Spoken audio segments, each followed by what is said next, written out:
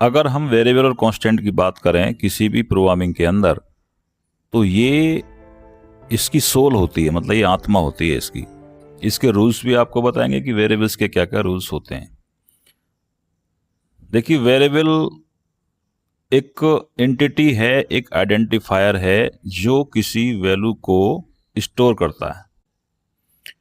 अब इसका क्या मतलब हुआ? अगर देखिए, वेरिएबल के केवल दो ही काम होते हैं, या तो वो किसी वैल्यू को स्टोर करेगा, पहला काम स्टोर करना, किसी वैल्यू को स्टोर करना, और दूसरा काम जो वेरिएबल का होता है वो अगर मेमोरी के अंदर कोई वैल्यू है, कोई वैल्यू है सपोज 10, तो उसकी लोकेशन को बताएगा, वो वेरिएबल ही बता पाएगा उसको इंडिकेशन के लिए।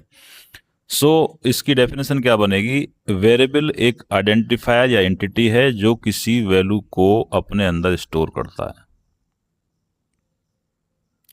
अब ये जब किसी वैल्यू को स्टोर करेगा तो ये इंटीजर टाइप की भी हो सकती है, टाइप आप पढ़ चुके हैं, ये फ्लोट टाइप की भी हो सकती है, और ये कैर टाइप की भी हो सकती है। प्रश्न ये आता है कि तीनों जो वैल्यूज हैं उनको किस तरह से आप डिक्लेयर करेंगे। अगर आप लिखते हैं, आप ये चाहते हैं कि जो ये 5 है ये इंटीजर टाइप का बने, सो इंट नाम का जो कीवर्ड होता है, इंट a इक्वल टू 5, आप इस तरह से लिखेंगे। सेमीकोलन का यूज आप स्टेटमेंट को एग्जीक्यूट करने के लिए लगाते हैं। इसमें धीरे धीरे जब आप प्रोग्रामिंग करेंगे तो आपकी समझ में आने लगेगा। अब आप ये चाहते हैं कि जो a नाम का वेरिएबल है, इसमें 5 जो हमने स्टोर किया है इंटीजर टाइप का, इसको हम फ्लोट में कन्वर्ट करना चाहते हैं। अब तो फ्लोट लिख देंगे, float suppose a equal to 5। जब आप इस a की वैल्यू को प्रिंट करेंगे, अब प्रिंट करने के लिए मैंने प्रीवियस लेक्चर में बताया है कि इंटीजर वैल्यूओं को प्रिंट करने के लिए %d का यूज करते हैं। तो इसका आंसर आएगा साथियों 5। अगर हम फ्लोट टाइप की वैल्यू को प्रिंटफ के अंदर लगाते हैं, p मतलब प्रिंटफ, %, यहाँ पे f का यूज करते हैं फ्लोट की वैल्यूओं को प्रिंट करने के लिए, तो इसका आंसर आएगा 5.000, 6 टाइम्स 0।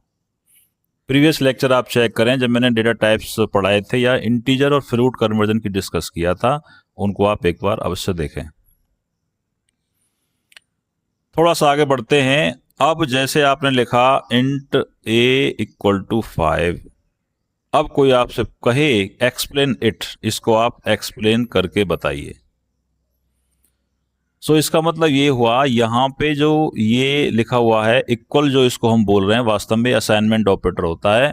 प्रोग्रामिंग की भाषा में, कंप्यूटर की दुनिया में इसको a असाइन 5 बोलना चाहिए। हमें क्या बोलना चाहिए? इसको a असाइन 5। अब दूसरा पॉइंट आया। फर्स्ट पॉइंट तो आपने समझ लिया कि पहला पॉइंट है कि वेरिएबल किसी वैल्यू को अपने अंदर स्टोर करता है। वो जो वैल्यू होगी वो इंटीजर टाइप की भी हो सकती है, फ्लोट की भी हो सकती है, और कैर टाइप की भी हो सकती है। अब बात आती है कैर की। कैर टाइप की वैल्यू को स्टोर करने के लिए सिंगल कोट्स में इसको क्लोज किया जाता है। अगर आपने यहाँ पे सपोज b लिख दिया तो ये सिंगल कोट्स में बंद होगा, और जिस भी कैरेक्टर को आप सिंगल कोट्स में बंद कर देंगे वो कैर में कन्वर्ट हो जाएगा। जैसे आप किसी कांस्टेंट वैल्यू को भी इस तरह से कैर में स्टोर कर सकते हैं। अभी बहरहाल के लिए आपकी समझ में हो सकता है ये पॉइंट ना आए, तो इसको आप छोड़ दीजिए, हम डिस्कस कर लेते हैं इन टाइप पर, फ्लोट टाइप पे। अब दूसरे पॉइंट पे चलते हैं कि हमने बताया कि ये दूसरा पॉइंट इसका ये होता है कि मेमोरी में जब किसी वैल्यू को हम स्टोर कराने का प्रयास करेंगे तो स्टोर तो हो जाएगा मेमोरी में, लेकिन उसकी लोकेशन को कौन बताएगा? लोकेशन को बताने के लिए हमें वेरिएबल का यूज करना ही पड़ेगा। जैसे हमने लिखा a इक्वल टू 5, तो इसका मतलब ये हुआ a नाम का वेरिएबल है, और ये जो 5 है ये इसकी वैल्यू है, और किसी एड्रेस पे बैठा होता है। उस एड्रेस की बात करें तो 65,535 या इस तरह से एक एड्रेस मिलेगा। इस एड्रेस को भी मैं आपको प्रिंट करके दिखाऊंगा। अब अगर मुझे ये 5 प्रिंट करना है तो उसके लिए मैं %d का यूज करूंगा, %d a। तो a के अंदर कौन असाइन हो रहा? 5, तो इसका आंसर आएगा 5। अब मुझे इसका एड्रेस भी प्रिंट करना है कि मेमोरी में जहां पे बैठा हुआ है वेरिएबल, आराम से ये जो 5 बैठा हुआ है ये किस एड्रेस पे बैठा हुआ है। एड्रेस को प्रिंट करने के लिए हम परसेंटाइज यू का इस्तेमाल करते हैं, परसेंटाइज यू का, और M% के लिए एक M% नाम का सिंबल होता है, उसका यूज करते हैं। तो यहां से इसका एड्रेस प्रिंट होगा। मुझे लगता है कि आपकी समझ में कुछ हद तक आ रहा होगा, लेकिन जितना आप समझ पा रहे हैं, सपोज आप इतना समझ लें, अभी अगर न्यू फाइट है, आप जो फर्स्ट टाइम पढ़ रहे हैं कि वेरिएबल क्या होता है और ये किन किन वैल्यूओं को अपने अंदर स्टोर करता है। अगर एड्रेस वाली बात या केयर वाली बात समझ में नहीं आ रही तो चिंता करने की कोई बात नहीं है, मैं दोबारा से इस पे स्पेशल लेक्चर लेके आऊँगा। अब इसकी डेफिनेशन हम जो हमने लिखी है उसको आप एक बार देख लीजिए। Variables names are name given to location in memory. अभी मैंने डिस्कस किया था आपके सामने कि ये जो हमारी मेमोरी है, इसकी नेम गिवन, इसको कोई ना कोई नेम दिया जाए। इसका मतलब मेमोरी का नाम जब हम देंगे तो उसको वेरिएबल के माध्यम से दिया जाएगा। सपोज आपने ए दे दिया, बी दे दिया, सी दे दिया, सपोज सैलरी दे दिया, टोटल सैलरी दे दिया, ग्रॉस सैलरी दे दिया, जितने भी नाम हैं वो सारे वेरिएबल के से ही इसको इंडिकेट करेगा, ये इसका नाम आपको देना पड़ेगा। दीज लोकेशंस कैन कंटेन, ये जो लोकेशंस हैं यहाँ पे इंटीजर भी हो सकते हैं, है जैसे 5 आपने लिख दिया, यहाँ फ्लोट भी हो सकते हैं और कैर भी हो सकते हैं। ये इसका मतलब है लाइन का। It is use to store data, its value can be changed, it can be reused many times. इसका मतलब ये हुआ कि जब आपने लिखा int a equal to 5, copy और पेन लेके बैठे हैं, तुरंत आप साथ के साथ नोट्स बनाते रहें। खासतौर से मैं BCA स्टूडेंट्स की बात कर रहा हूँ, बीटेक के स्टूडेंट्स हों, चाहे वो हाई स्कूल के हों, चाहे वो 12th के हों। BCA में ये फर्स्ट सेमेस्टर में पूरा सिलेबस है। आई थिंक ये 22 लेक्चर में अब तक शूट कर चुका हूँ, 23वां लेक्चर आपके सामने है। एक एक पॉइंट्स का आप शुरू से नोट्स बनाइए। आधा से पौना घंटा आप C प्रोग्रामिंग को डेली देना है जो लेक्चर आप पढ़ते हैं। इसके बाद, इसके अलावा इसको आपको 20 मिनट का अभ्यास भी करना है। टोटल 50 मिनट का पैकेज है, 20 से 30 मिनट का मेरा लेक्चर रहेगा, और लेक्चर को लिसन करने के बाद फिर आप इसको एक बार दोबारा से रिमाइंड भी कर लें। हम अपने पॉइंट पे आते हैं। It is use to store data, इसका स्टोर डेटा हो गया, हमने डेटा को स्टोर कर लिया यहाँ पे। It's value can B change, मतलब आपने जब ये लिखा, सपोज a इक्वल टू 5 अभी लिखा, तो a की जो वैल्यू है 5, इसको आप चेंज भी कर सकते हैं। कैसे कर सकते हैं? भविष्य में आपने क्या किया, a में a की वैल्यू को बढ़ा दिया। जैसे आपने क्या किया, a इक्वल टू a+6 कर दिया। इसका मतलब थोड़ा सा आप देखिए यहाँ पे a की वैल्यू क्या है, 5। अब a में ही क्या स्टोर हो जाएगा, 11। अब वापस आइए मेमोरी में। सबसे पहले a की वैल्यू 5 थी मेमोरी में, क्या थी, 5। अब करंट में a की वैल्यू मेमोरी में क्या स्टोर हो गई, 11। ठीक है, तो इस तरह से आप इस तरह से वेरिएबल की वैल्यू को आप चेंज भी कर सकते हैं और उसको कई तरह से रीयूज भी कर सकते हैं। It is a way to represent memory location through symbol so that it can be easily identified. इसका मतलब क्या है, मेमोरी को रिप्रेजेंट करने के लिए लोकेशन की यूज है, जो मैंने आपको लोकेशन डिस्कस किया। सिंबल, ये एक सिंबल है, इसको हम सिंबल भी बोल सकते हैं। जो वेरिएबल है हमारा आइडेंटिफिकेशन है, ये आइडेंटिफायर है। सो मेमोरी को रिप्रेजेंट करने का एक तरीका है। सिंटैक्स क्या होगा, सिंटैक्स होगा डेटा टाइप वेरिएबल लिस्ट। इसका मतलब क्या है, डेटा टाइप का मतलब क्या है, या तो वो इंट होगा। वेरिएबल लिस्ट में मतलब आप इस तरह से बहुत सारे वेरिएबल भी एक ही लाइन में डिफाइन कर सकते हैं। इस तरह से बात समझ में आ रही है हमारे में। तो डेटा टाइप आप इंट के स्थान पे आ गया, फ्लोट का भी यूज कर सकते हैं, फिर आपने आगे ले लिए वेरिएबल के नाम। तो वेरिएबल लिस्ट का जो मतलब है वो ये है कि आप एक ही बार में एक से ज्यादा वेरिएबल भी डिक्लेयर कर सकते हैं। इसका सिंटैक्स हो गया। फॉर एग्जाम्पल देखिए आपके सामने डिक्लेरेशन है। इस डिक्लेरेशन का मतलब देखिए, इंट क्या हो गया, डेटा टाइप हो गया, ए क्या हो गया, वेरिएबल लिस्ट हो गई, फ्लोट डेटा टाइप, बी क्या हो गया, वेरिएबल नेम हो गया, ऐसे ही कैर सी। अब इनमें अगर हमें वैल्यू स्टोर करनी हो तो कैसे करेंगे, int a equal to suppose 10, next है फ्लोट, मतलब सीधा कर सकते हैं आप, b equal to suppose 2.5, initialisation of variable का इनिशियलाइजेशन कैसे करेंगे? जैसे आपने इंट a इक्वल टू 10 लिख दिया, फिर b इक्वल टू 20, तो इसका मतलब क्या है? ये वेरिएबल लिस्ट हो गई। एक ही लाइन में आप सारे के सारे काम कर सकते हैं। जैसे आपने लिखा int a equal to 10 comma b equal to 20, तो ये b जो है ये भी इंटीजर टाइप का हो गया यहाँ पे। नेक्स्ट आपने लिखा float 20.8, yes, care c equal to a। तो इस तरह से इसको बोलते हैं इनिशियलाइजेशन। का मतलब ये है कि उसको मान सम्मान देना, मतलब उसको वैल्यू दे देना। डिक्लेरेशन का मतलब ये केवल आप वेरिएबल को डिक्लेयर करेंगे, इसमें कोई वैल्यू नहीं देंगे। और सिंटेक्स का मतलब है कि उसका स्ट्रक्चर क्या है, उसका ढांचा क्या है, उसमें उसके अकॉर्डिंग उन चीजों को फिट कर देंगे। बड़ा शानदार एग्जाम्पल आपके सामने है, देखिए। सबसे पहले int a equal to 10, so ये है variable name. a equal to 10 क्या है? ये आपका वेरिएबल का नाम हो गया a। इसकी लोकेशन बनाएंगे इस तरह से, वैल्यू क्या हो गई 10, और इसका एड्रेस अगर आप प्रिंट करने की कोशिश करेंगे तो आएगा 65,535। इसके कुछ रूल्स भी होंगे कि वेरिएबल को हम किस तरह से डिक्लेयर कर पाएंगे, उसके रूल्स आपको जरूर तैयार कर लेने हैं। पहला रूल मैं आपके सामने बताता हूं। अ variable name is any combination of alphabets. हमारे पास 32 यानी कि 26 हमारे पास 26 अल्फाबेट्स हैं। डिजिट्स हमारे पास 0 to 9 हैं। एंड अंडरस्कोर, इस पॉइंट को आप अच्छे से समझ लें। 26 अल्फाबेट्स में से आप किसी का भी इस्तेमाल कर सकते हैं। डिजिट्स की बात करें 0 to 9 यूज कर सकते हैं। और जो हमारे पास 31 स्पेशल सिंबल होते हैं उनमें से इकलौता अंडरस्कोर, उसमें से इकलौता अंडरस्कोर ऐसा है जिसका यूज आप वेरिएबल के साथ कर सकते हो। जैसे पहला हो गया इंटीजर ab, लाइक ऐसा कर सकते हैं आप, कॉमा ab1 ऐसा भी लगा सकते हैं। मतलब कॉम्बिनेशन होता है अल्फाबेट्स का, डिजिट्स का और अंडरस्कोर का। अंडरस्कोर का यूज आप पहले भी कर सकते हैं, underscore flag.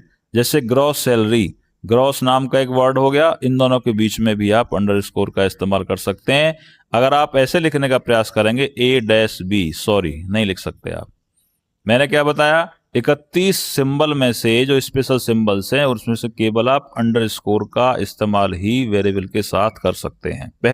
Variable name can start with only the alphabets. इस पॉइंट को ध्यान से सुने, ओनली विद अल्फाबेट। या तो हम वेरिएबल की स्टार्टिंग अल्फाबेट से करेंगे या करेंगे अंडरस्कोर से। ये अहम बात है अपने आप में। कैसे? जैसे आपने लिखा इंट सैलरी, चलेगा, कोई दिक्कत नहीं है। और जैसे आपने लिखा अंडरस्कोर फ्लैग, ऐसा भी आप कर सकते हैं। इसके अलावा अगर आपने ऐसे लिखने का प्रयास किया इंट सपोज डैश ए, नहीं चलेगा, क्योंकि स्पेशल सिंबल अंडरस्कोर का इस्तेमाल कर सकते हैं। अगर आपने लिखने का प्रयास किया सपोज इंट 1a, नहीं चलेगा, क्योंकि स्टार्टिंग या तो अल्फाबेट से होगी या अंडरस्कोर से होगी। इस बात को आप विशेष ध्यान रखें। No white space is allowed within the variable name. इस शब्द का मतलब क्या है? जैसे आपने कहीं लिखना चाहा, जैसे सपोज आप लिखना चाहते हैं इंट ए, आपने बीच में स्पेस लगा दिया, ऐसे थोड़ा गैप दे दिया, तो ऐसा भी पॉसिबल नहीं है। बीच में कोई भी स्पेस आप नहीं लगा सकते, केवल अंडरस्कोर का इस्तेमाल कर सकते हैं। एग्जाम्पल आपके सामने, जैसे लिखा आपने इंट ए स्पेस बी, यहां स्पेस आ गया बीच में, नॉट अलाउड। ये बात हमारे समझ में अच्छे से आ गई होगी। नेक्स्ट रूल्स आप देखते रहिए। अ variable name can be maximum 31 characters. अब आपके माइंड में क्वेश्चन आना चाहिए, सर जब हम वेरिएबल का नाम कोई भी लिखेंगे, यहां पे लिखना शुरू किया, आपने लिखा ABCDEFGH या कोई नेम लिख दिया आपने, सपोज लिखा explore by Pushpendra, explore by Pushpendra, तो इसमें मैक्सिमम कैरेक्टर कितने आएंगे? वो आएंगे 31। ये क्वेश्चन बन जाता है आपका, ये क्वेश्चन बनता शानदार कि अगर कोई आपसे पूछे वेरिएबल की लेंथ कितनी हो सकती है, तो वो बताएंगे आप 31 कैरेक्टर। अब उसमें सपोज आपने स्टार्ट किया एक्सप्लोर, क्या लिखा आपने लिखा एक्सप्लोर, बीच में अंडरस्कोर का इस्तेमाल भी कर सकते हैं, एक्सप्लोर बाय फिर अंडरस्कोर पुष्पेंद्र, लेकिन बीच में कहीं भी आप स्पेस नहीं देंगे, तो ये भी काउंट होगा। जैसे एक्सप्लोर में 1 2 3 4 5 6 7 फिर अंडरस्कोर को काउंट करेंगे। सपोज मैं और हाँ, इजी एग्जांपल लेता हूँ, a b underscore c d underscore suppose e f, फिर आपने 1 लिख दिया, 2 3 इस तरह से लिख दिया। सो 2 हो गए, 2 और 1 3 4 5 6 7 8 और 3 11, ये 11 हो गए इसमें। बात समझ में आ रही है आपके में? इस तरह से इसकी लेंथ को 31 केयर तक आप लेके जा सकते हैं। Don't use a keyword as a variable name. देखिए 32 कीवर्ड होते हैं, कितने होते हैं? 32 कीवर्ड्स होते हैं। नेक्स्ट लेक्चर में आपको कीवर्ड्स पे लेके आने वाला हूं। 32 कीवर्ड्स होते हैं जिनमें से आप कुछ हद तक काफी पढ़ चुके हैं। जैसे आपने इंट पढ़ लिया, अब तक आपने एक फ्लोट पढ़ लिया, एक आपने केयर को भी पढ़ लिया। स्टार्टिंग में आप लिखते हैं इंक्लूड, जब हम हेडर फाइल को जोड़ते हैं तो इंक्लूड आपने पढ़ लिया, एक आपने वॉइड को पढ़ लिया। ये 5 कीवर्ड्स तो आपके सामने पढ़ चुके हैं आप, तो इनका इस्तेमाल आप वेरिएबल के नाम से नहीं कर सकते। जैसे अब तक आप लिखते आए थे सपोज इंट ए, तो ये एक कीवर्ड नहीं होता है ना। अंदर से जो कीवर्ड का मतलब क्या है, जो शब्द पहले से डिफाइन हैं, जिनको केवल समझता है कंपाइलर। अब ये जो ए नाम का जो हमने वेरिएबल लिखा है, ये कीवर्ड का नाम नहीं होता है, इसलिए इस पर कोई ऐतराज नहीं होगा। इसको ऐतराज कहाँ होगा? जैसे एक लॉन्ग नाम का भी कीवर्ड होता है, अगर आपने ये लिखने का प्रयास किया इंट लॉन्ग, सॉरी, तुरंत कंपाइल टाइम ही इसको एरर दे देगा। जैसे आपके सामने केयर है, आप प्रयास कर रहे हो इंट केयर ऐसे करके लिखना चाह रहे हो, सॉरी नॉट पॉसिबल। इसलिए इसको बोला don't use a keyword as a variable name. कभी भी कीवर्ड का नाम से आप वेरिएबल के नाम को डिफाइन नहीं कर सकते। अब कुछ वैलिड नेम्स होंगे, हम कौन कौन से वेरिएबल्स का इस्तेमाल कर सकते हैं। जैसे आपका ए हो गया, चलेगा, कोई दिक्कत नहीं है। अंडरस्कोर ए बी, ये भी चलेगा, क्योंकि या तो अंडरस्कोर से स्टार्टिंग करेंगे वेरिएबल की, या किसी केयर से करेंगे। नेक्स्ट है इंट ए अंडरस्कोर बी, ठीक है, दोनों के बीच में आप अंडरस्कोर का इस्तेमाल कर सकते हैं। नेक्स्ट लिखा आपने A30, स्टार्टिंग किससे हो रही है? केयर से, केयर के बाद में आप डिजिट्स का इस्तेमाल कर सकते हैं, ये भी चलेगा। लास्ट है आपका int suppose pop POP pop underscore E underscore 89, ये भी चलेगा। एक बात मैं आपको और बताना चाहूंगा, अंडरस्कोर का इस्तेमाल या तो आप स्टार्टिंग में करेंगे, स्टार्टिंग में, ठीक है, या आप मध्य में करेंगे, मतलब मिडिल में, मिडिल, लेकिन लास्ट में नहीं कर सकते आप। जैसे अगर आप लिखने का प्रयास करोगे AB और लास्ट में अंडरस्कोर छोड़ रहे हो, ये भी गलत है। दोबारा इस पॉइंट को देखें, अंडरस्कोर का इस्तेमाल या तो आप स्टार्टिंग में करेंगे या बीच में कर सकते हैं, मिडिल में, लास्ट में नहीं करोगे, लास्ट में नहीं करोगे। कुछ इनवैलिड वेरिएबल्स भी होंगे जिनका हम इस्तेमाल नहीं कर सकते, तो वो भी मैं आपको एक बार दिखा देता हूं। फर्स्ट वन आपके सामने इंट 2, क्यों नहीं कर सकते इसको? क्योंकि वेरिएबल बोलता है या तो मेरी शुरुआत आप अंडरस्कोर से करो या किसी केयर से करो, इसलिए ये पॉसिबल नहीं है। सेकंड आपके सामने इंट ए स्पेस बी, दो वेरिएबल के बीच में आप स्पेस का इस्तेमाल नहीं कर सकते, तो ये भी पॉसिबल नहीं है, ये भी पॉसिबल नहीं है। इंट लॉन्ग नाम का एक कीवर्ड होता है पहले से, लेकिन आपके माइंड में आएगा सर हम कीवर्ड की पहचान कैसे करेंगे? जब आप कीवर्ड्स को पढ़ेंगे, बार बार यूज करेंगे 32 कीवर्ड्स को, तो आपको माइंड में वो सेट हो जाएंगे। इसका कोई और तरीका नहीं, अभ्यास ही तरीका है केवल। इंट 2 भी आपने डिजिट से इस्तेमाल कर दिया, इसलिए ऐसा आप नहीं कर सकते।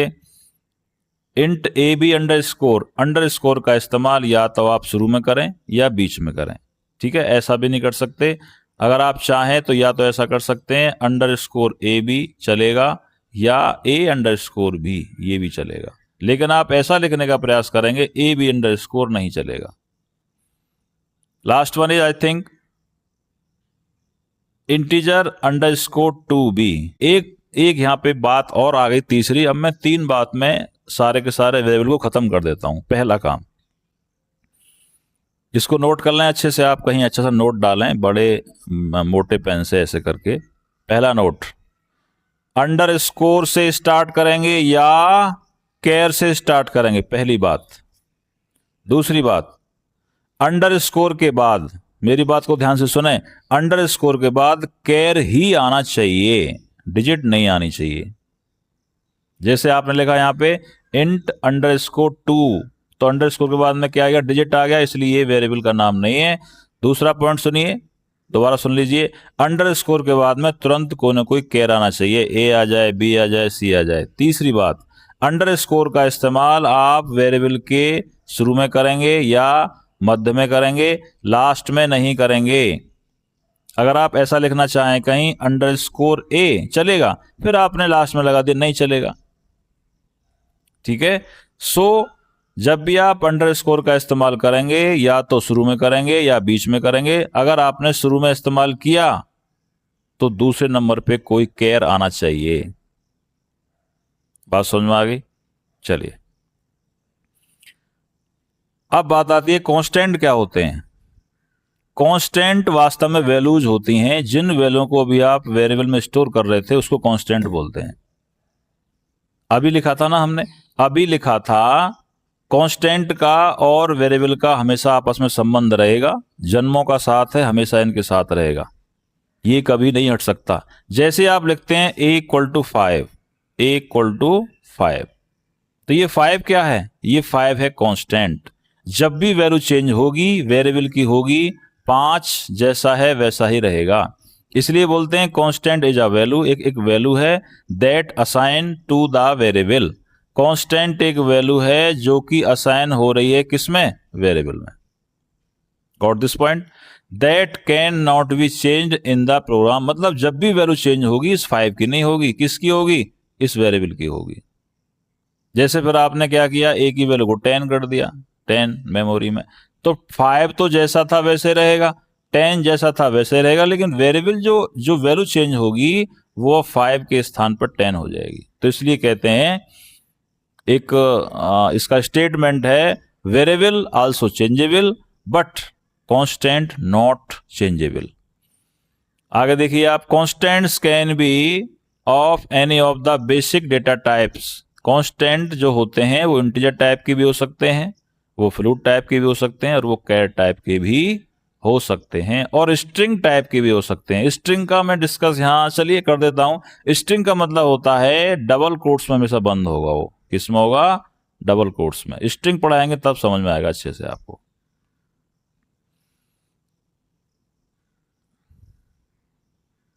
आगे फॉर एग्जाम्पल 10 क्या है, 10 क्या है, कांस्टेंट। 20 क्या है, कांस्टेंट। किस टाइप के, इंटीजर टाइप के कांस्टेंट हैं। ए क्या है, कांस्टेंट। किस टाइप का, कैर टाइप का।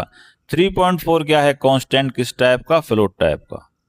सी प्रोग्राम भी क्या है, कांस्टेंट हैं, किस टाइप के हैं, स्ट्रिंग टाइप के।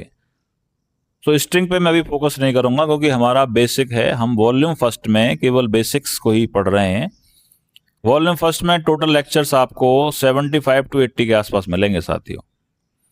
अब कांस्टेंट को डिफाइन करने के लिए अगर आप प्योर कांस्टेंट करना चाहते हैं, इस पे मैं एक छोटा सा एग्जांपल करके दिखाता हूं आपको। जैसे आपने स्टार्टिंग में हेडर फाइल बनाते हैं यहां पे इंक्लूड, और आप क्या लिखते हैं यहां पे stdio.h। सेकंड हेडर फाइल कौन सी लगाते हैं आप, इंक्लूड conio.h। आप कोडिंग स्टार्ट करते हैं यहां से void main, और यहां पे आप लिखते हो suppose int a equal to 10।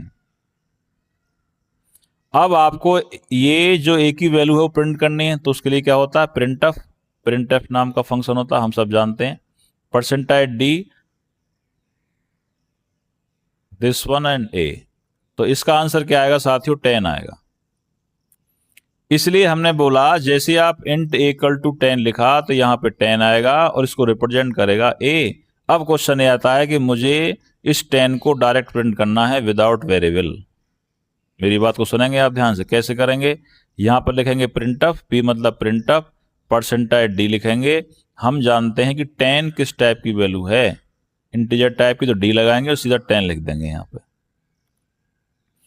मतलब ये हुआ कांस्टेंट की वैल्यू को, जो वैल्यू है उसको आप डायरेक्ट भी प्रिंट कर सकते हैं, लेकिन भविष्य में भविष्य में क्या होगा, अगर आप इसकी जो 10 के स्थान पे कुछ और प्रिंट करना चाहें तो तब कैसे करेंगे, उसी चीज को रिप्रेजेंट करने के लिए, इस कांस्टेंट को रिप्रेजेंट करने के लिए, इंगित करने के लिए, इसको कहीं स्टोर करने के लिए वेरिएबल की आवश्यकता पड़ी, इसलिए लिखते हैं a इक्वल टू 10। अब आगे आपने क्या किया, यहां पे a की वैल्यू को 15 कर दिया। कितना कर दिया, 15। जब आप करंट में इस a की वैल्यू को प्रिंट करेंगे तो अब आंसर क्या आएगा, 15 आएगा साथियों, 10 नहीं आएगा। बात समझ में आ रही है हमारे में। पहली बार में a की वैल्यू 10 थी, फिर आपने 15 कर दिया, इसलिए कहते हैं कि वेरिएबल हमेशा करंट की वैल्यू को, जो लेटेस्ट वैल्यू होगी उसी को स्टोर करेगा। सो इस तरह से आपने वेरिएबल पढ़ा, कांस्टेंट पढ़ा। वेरिएबल हमेशा चेंजेबल होता है, कांस्टेंट चेंजेबल नहीं होता है। अब आप भविष्य में ये चाहते हैं कि मैं वेरिएबल में ऐसी वैल्यू डिफाइन करूं, ऐसी वैल्यू लिखूं जो आप चाह करके भी उस वैल्यू को चेंज ना कर पाएं। अभी क्या हमारे पास, जब हम a की वैल्यू हमारे पास 5 थी तो हमने बड़ी आसानी के साथ a में 10 स्टोर कर दिया। अब मैं ये चाहता हूं, अगर मैंने a की वैल्यू मेरे पास 5 है, जब जब मैं a का इस्तेमाल करूं भविष्य में कभी भी, तो a की वैल्यू को इस तरह से मैं चेंज ना कर पाऊं। पॉइंट को सुनिए ध्यान से। a के पास 5 है, a की वैल्यू 5 है, और आपने बड़ी आसानी के साथ a की वैल्यू को चेंज किया, यानी कि 15 कर दिया, और यहां आपने प्रिंट करके दिखा भी दिया। मैं इसको अभी दिखाऊंगा आपको एग्जाम्पल करके। अब हम ये चाहते हैं कि a में जो 5 स्टोर है ये कभी भविष्य में चेंज ना हो, a की वैल्यू 15, 10, 20 ना हो। उस चीज को दूर करने के लिए आया कॉन्स्ट, CONST, कॉन्स्ट नाम का कीवर्ड। कॉन्स्ट नाम का कीवर्ड आया। अगर आप इस कॉन्स्ट नाम के कीवर्ड का इस्तेमाल करेंगे तो आप भविष्य में उस वेरिएबल की वैल्यू को भी चेंज नहीं कर पाओगे। यूज कैसे होगा देख लीजिए। आपने लिखा int a इक्वल टू 5, क्या लिखा, int a इक्वल टू 5। अब इस int से पहले आप लगा दो const, CONST। अब इस a की वैल्यू, इस a की वैल्यू को आप चाह करके भी चेंज नहीं कर पाएंगे। प्रिंट कैसे करेंगे, ऐसे करेंगे, %d और a। अब आप भविष्य में करना चाह रहे हैं a की वैल्यू को चेंज, सपोज 10 करना चाह रहे हैं, सॉरी, अब a की वैल्यू चेंज नहीं होगी, क्योंकि आपने a को कॉन्स्ट फिक्स बना दिया, मेमोरी में फिक्स कर दिया। अब इसको कोई यूज नहीं कर पाएगा किसी और रूप में। इस चीज को दूर करने के लिए हम एक प्रोग्राम बनाते हैं आपके सामने। प्रोग्राम बना के फिर हम वापस आएंगे कि हम प्रोग्राम बनाते हैं देव C++ में, और यहाँ एक प्रोग्राम मैं आपके सामने बना के दिखा देता हूं जिससे कि आपको फंडा क्लियर हो जाए। अब यहां पे मैं लिखा int a इक्वल टू 10, पहले 5 लेता हूं, चलिए। अब इसकी वैल्यू को मैं प्रिंट करके दिखाता हूं।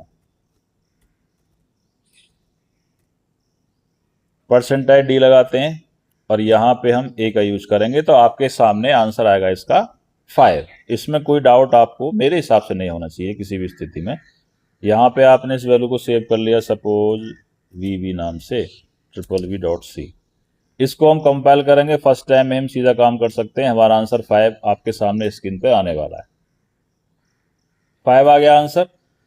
5 आने के लिए थोड़ा सा मैं यहाँ पे /t का यूज कर लेता हूँ। /t का मतलब है कि 6 स्पेस लेके हमारा जो आउटपुट है वो आपके सामने थोड़ा अच्छा दिखेगा, राइट हैंड साइड की तरफ आ जाएगा।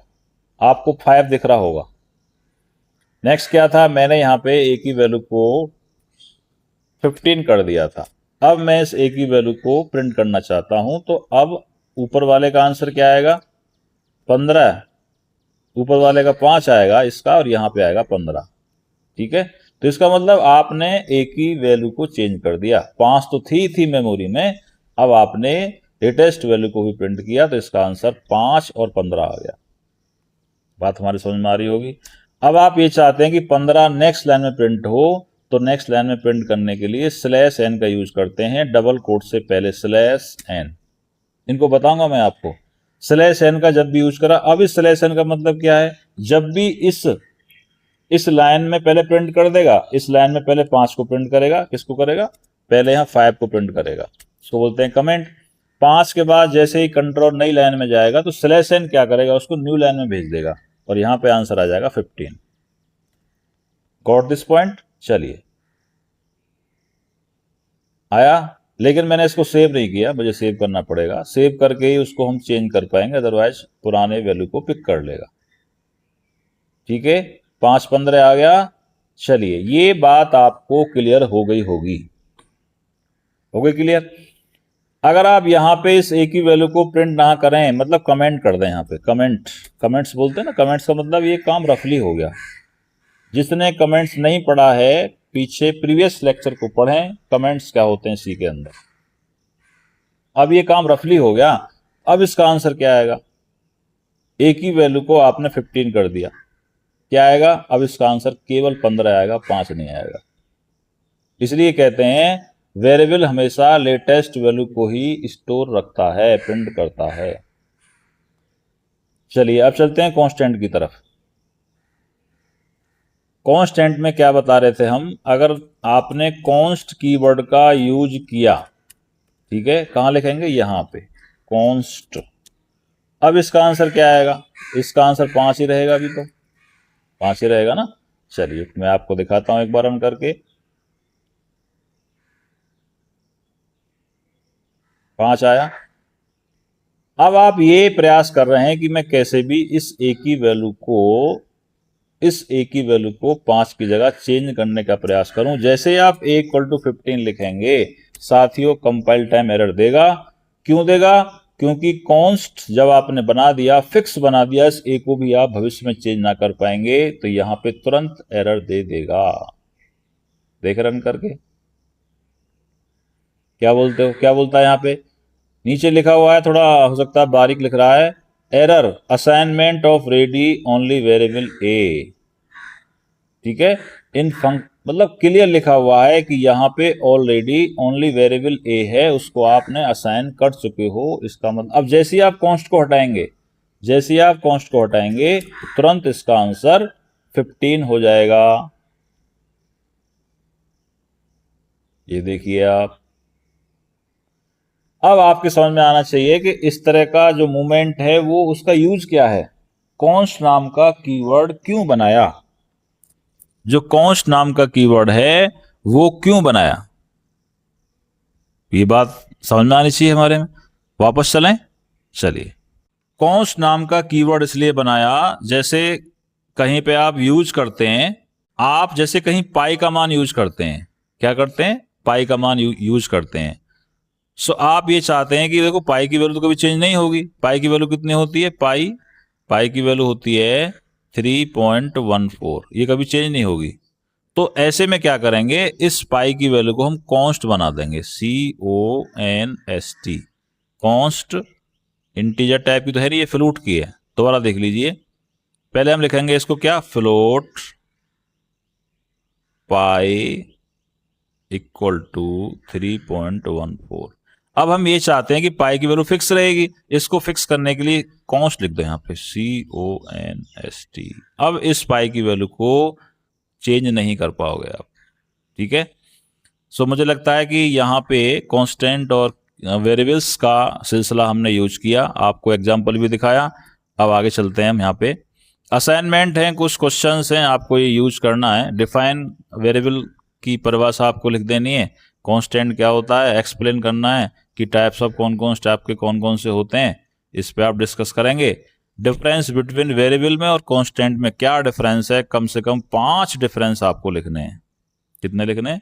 कम से कम 5 डिफरेंस आपको लिख के दिखाने हैं, तैयार भी कर लेने हैं आपको, अपने हिसाब से आप लिखें। इतना कुछ एक्सप्लेन हो चुका है आपके सामने। Explain the declaration and initialisation of variable in C. Variable का डिक्लेरेशन कैसे करते हैं, इनिशियलाइजेशन कैसे करते हैं, उसको आप लिख के देखें। और लास्ट में है what is const keyword. Const keyword क्या होता है और इसका यूज क्या होता है, ये दोनों बात आप बताएंगे। 10 क्वेश्चन, 10 से 12 क्वेश्चन मैं आपके सामने क्विज के अभी कराऊंगा, आप तुरंत इसका आंसर देखें। Which of the following valid variable name in C, इसमें से कौन सा वैलिड है? नंबर 1 को देखिए, इंटरेस्ट आएगा आपको। नंबर 1 को चेक करिए, स्टार्टिंग किससे होनी चाहिए? या तो अंडरस्कोर से होनी चाहिए या कैर से होनी चाहिए, तो ये नहीं है। टोटल मार्क्स इस पे डिस्कस कर सकते हैं, फ्लोट भी नहीं है, क्योंकि फ्लोट क्या है, पहले से कीवर्ड है, उसका यूज नहीं कर सकते आप, ये भी नहीं है। स्टूडेंट डैश लगा दिया, ये डैश है साथ ही अंडरस्कोर नहीं है, ये भी नहीं हो सकता, लेकिन आप अंडरस्कोर का इस्तेमाल कर सकते हैं। इसका answer B. Next one is a variable is used to store. Variable में क्या स्टोर करेंगे? इंस्ट्रक्शन को स्टोर नहीं करेंगे, गलत बात है। ऑपरेटर्स का यूज नहीं करेंगे, कीवर्ड्स का यूज भी नहीं करेंगे, डेटा वैल्यूज को हम वेरिएबल में स्टोर कर पाएंगे। Which keyword is used to declare a constant variable in C? अभी पढ़ाया था, कॉन्स्ट नाम का कीवर्ड होता है जिसका यूज आप करेंगे वेरिएबल के साथ। विच of the following is not a valid constant? इसमें से कौन सा वैलिड नहीं है? कांस्टेंट की बात करें, विच of the following is not a valid constant? 100 ऐसा कर सकते हैं, 3.14 ऐसा भी यूज कर सकते हैं क्योंकि ये फ्लोट टाइप का है, ये आपका इंट टाइप का है, ये आपका कैर टाइप का है, लेकिन इंट नाम का यूज नहीं कर पाएंगे क्योंकि इंटीजर पहले से कीवर्ड होता है। Which symbol is used with define to create a symbolic constant? इसमें से कौन सा स्पेशल सिंबल ऐसा है जिसका यूज आप कांस्टेंट को डिफाइन करने के लिए करेंगे? डिफाइन करने के लिए वो महान भाव हैं हैश। यहां पे मैं एक बात आपको और बता देता हूं, जब आप प्रोग्रामिंग करते हो, जैसे आपने वर्ड मैन लिखा, थोड़ा सा समझ लें इसको, थोड़ा हटके ये चीज।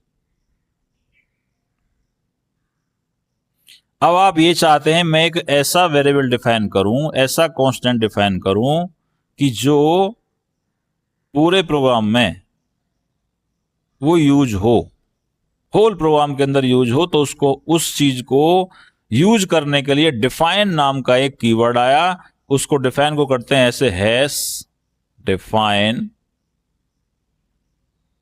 आपने लिखा सपोज यहां पाई, और पाई का मान क्या होता है? 3.14।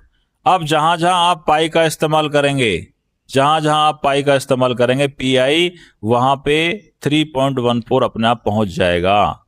सो ये इस क्वेश्चन का मतलब है। इसको जब पढ़ेंगे तब आपके समझ में आएगा आगे। ये भी कांस्टेंट का पार्ट होता है, लेकिन मैं और इसलिए डेप्थ में नहीं गया फिर, क्योंकि आपकी समझ से परे हो जाएगा वो।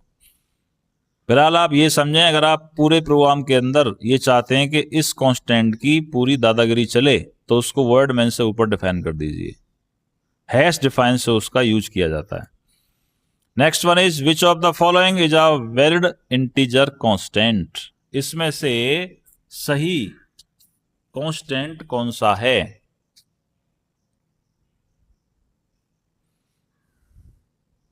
कौन से टाइप का? इंटीजर टाइप का। ये तो आपका स्ट्रिंग हो गया, ये कैर हो गया, ये फ्लोट हो गया, आपका 25 आ गया, ठीक है।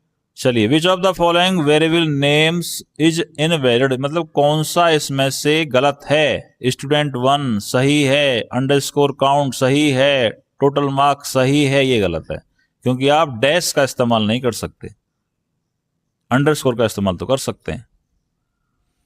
Variables names in C are, variable case sensitive होता है क्या? केस इनसेंसिटिव होता है क्या?